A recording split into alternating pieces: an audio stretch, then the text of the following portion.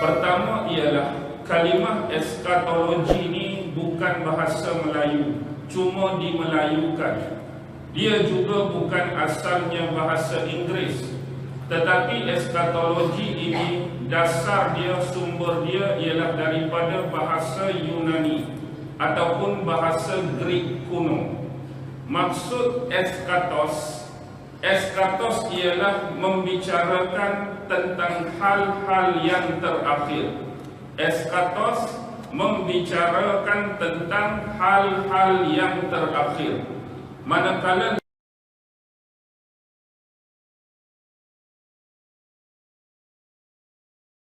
menjadi eskatologi atau satu doktrin yang membicarakan tentang hal-hal ataupun benda-benda yang terakhir.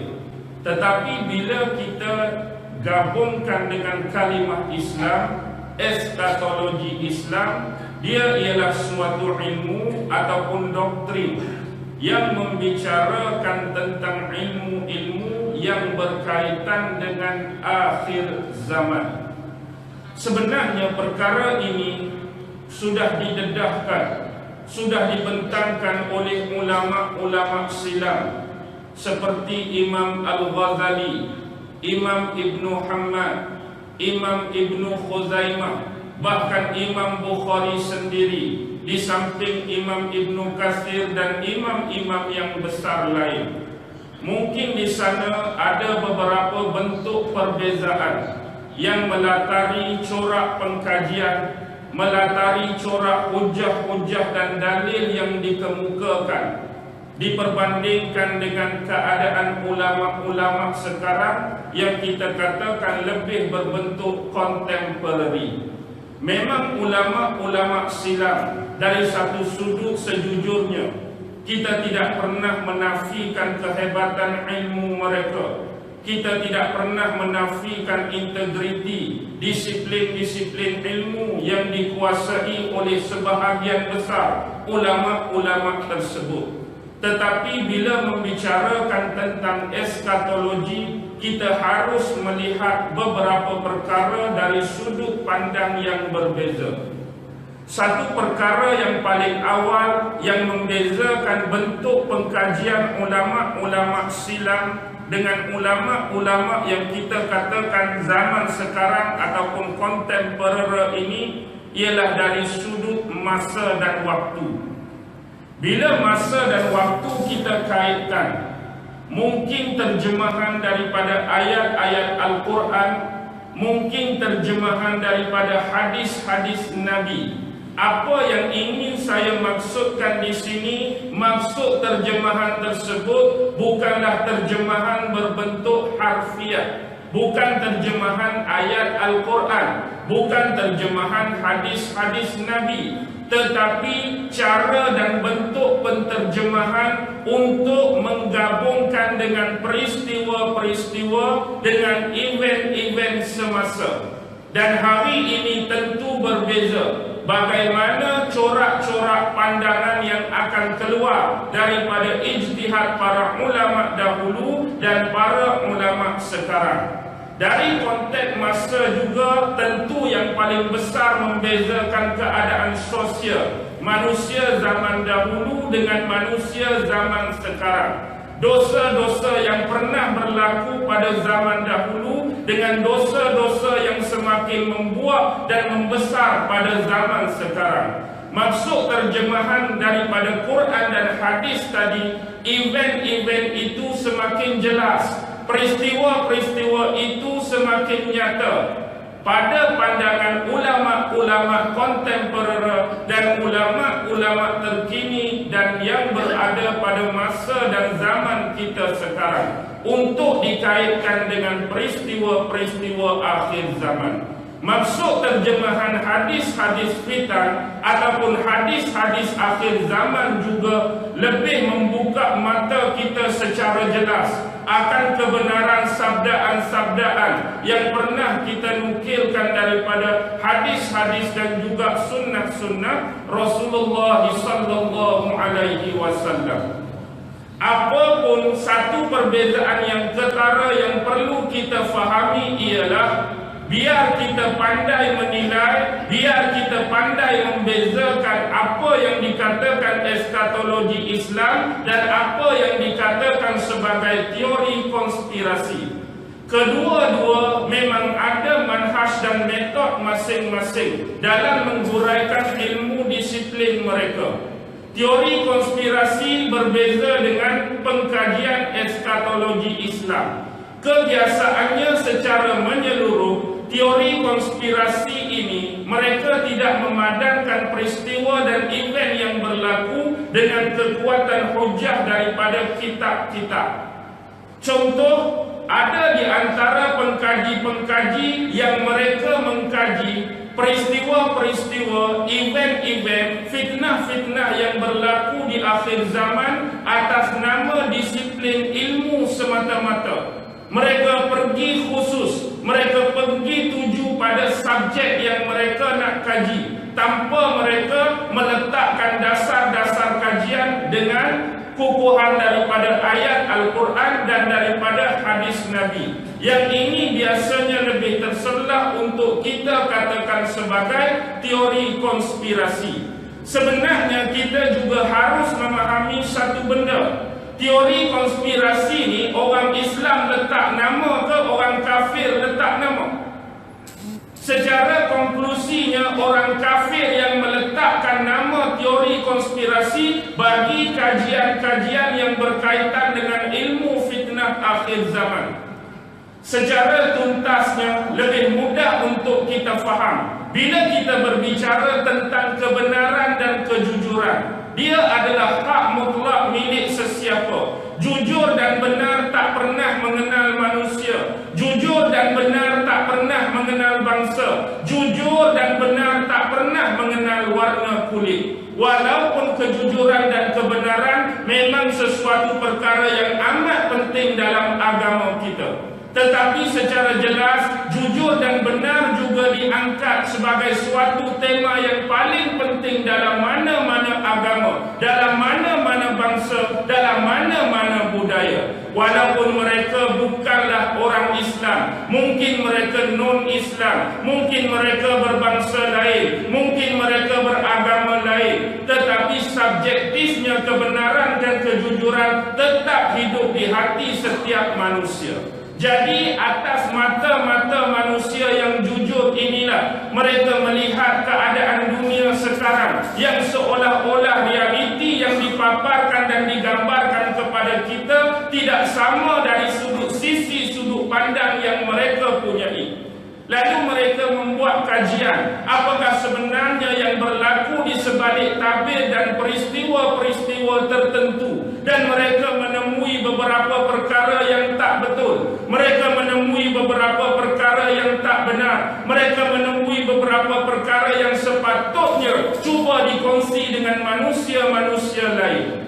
Lalu atas dasar kajian ini, maka timbullah beberapa teori yang dikatakan sebagai teori konspirasi. Mungkin pada dasarnya mereka berteori, tetapi hakikatnya pada hari ini kebanyakan dan sebilangan besar teori-teori tadi sudah dinyatakan, kadang-kadang sudah terbukti bahawa dia bukan lagi teori, tapi adalah hakikat dan realiti yang berlaku dalam dunia kita sekarang. Jadi bagi mereka yang cuba menyembunyikan, melindungi hakikat sebenar, lantas takut rahsia-rahsia mereka ni terbuka, rahsia-rahsia mereka ni diketahui oleh orang lain, mereka menuduh ilmu ini sebagai teori konspirasi. Biar orang menganggap dia semata-mata sekadar teori saja. Benda yang boleh nak pegang, benda yang tak boleh pegang, benda yang boleh percaya, benda yang kita boleh tak percaya, benda yang orang boleh terima dan mungkin kadang-kadang orang tak boleh terima. Biar dia duduk tengah-tengah, biar dia duduk pada syubhah dan wasangka semata-mata. Bukan semestinya betul, benar. Kadang-kadang teori ada yang tersasar, kadang-kadang teori ada yang tak kena, kadang-kadang teori ada yang tak betul. Yang ini tak ada masalah untuk kita tolak. Tetapi kadang-kadang teori yang diberikan jelas menampakkan kebenaran sesuatu perkara yang dipaparkan oleh pengkaji. Kenapa hal ini mesti kita tolak? Dan inilah yang membezakan dengan kajian eskatologi Islam. Sebab kalian eskatologi Islam ini lebih mirip kepada kajian yang sama, tetapi kekuatan kita ada padanan dengan hujah-hujah daripada Al-Quran, ada padanan dengan hujah-hujah daripada hadis Nabi Muhammad sallallahu alaihi wasallam. Walaupun demikian, jangan kita menganggap eskatologi ini mutlak milik Islam semata-mata. Dalam agama lain, contohnya agama Kristian, mereka juga ada bidang pengkajian disiplin ilmu eskatologi menurut agama mereka. Dan kadang-kadang mereka menggunakan dua kitab, contoh kitab Nabi Daniel dan kitab Revelation Wahyu sebagai sumber disiplin ilmu eskatologi di samping ilmu-ilmu dan disiplin-disiplin baru yang diterapkan di dalam aspek eskatologi. Mereka ada cara mereka ada kepercayaan dan disiplin mereka. Kita pun ada akidah dan kepercayaan serta disiplin, bentuk dan corak pengkajian. Apapun perbezaan ini sebenarnya bukanlah membezakan kita, tetapi yang menyamakan kita masing-masing mencari sesuatu yang tersembunyi di sebalik rasa tak puas hati, di sebalik rasa sangsi, di sebalik rasa was-was.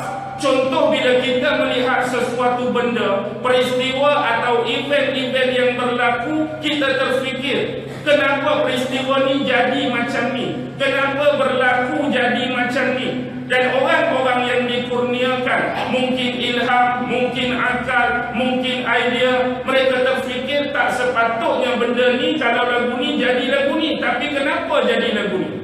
Benda hak berlaku lagu ni sepatut jadi lagu ni, pasal apa dia jadi lagu ni? Benda-benda inilah yang menimbulkan kepada fitrah pengkaji-pengkaji untuk mengetahui lebih dalam apa sebenarnya yang tersirat di sebalik tabir permainan-permainan dunia besar pada hari ini. Dan sebahagiannya sudah dicontohkan pada kita, sebahagiannya sudah dibentangkan pada kita. Hari ini antara kita nak faham dengan tak faham, antara kita nak tahu dengan tak tahu, antara kita nak sedar dengan tak sedar. Pilihan berada di tangan anda, tiada paksaan dari sudut ini. Tetapi dalam eskatologi Islam kita perlu melihat kepada base terakhir, apa poin yang kita nak. Sebenarnya eskatologi sebenar yang diutarakan oleh ulama-ulama terdahulu tak ada konsep tentang pengkajian akhir zaman. Mereka lebih bermula kepada start keluarnya roh seorang manusia daripada badan, keluarnya roh seorang manusia daripada jasad. Eskatologi asal yang dipopularkan oleh ulama-ulama silam ialah bermula dengan start kematian manusia. Bila manusia ni mati, bila dah jasad mereka, fizikal mereka ditanam, dikuburkan, dikebumikan dalam tanah, mereka mula berbincang dan membicarakan tentang soal roh. Bagaimanakah keadaan roh sebelum menjelannya hari kiamat? Bagaimanakah keadaan roh sebelum dibangkitkan oleh Allah Subhanahu wa taala untuk diadili dan dihakimi di mahkamah Allah Subhanahu wa taala?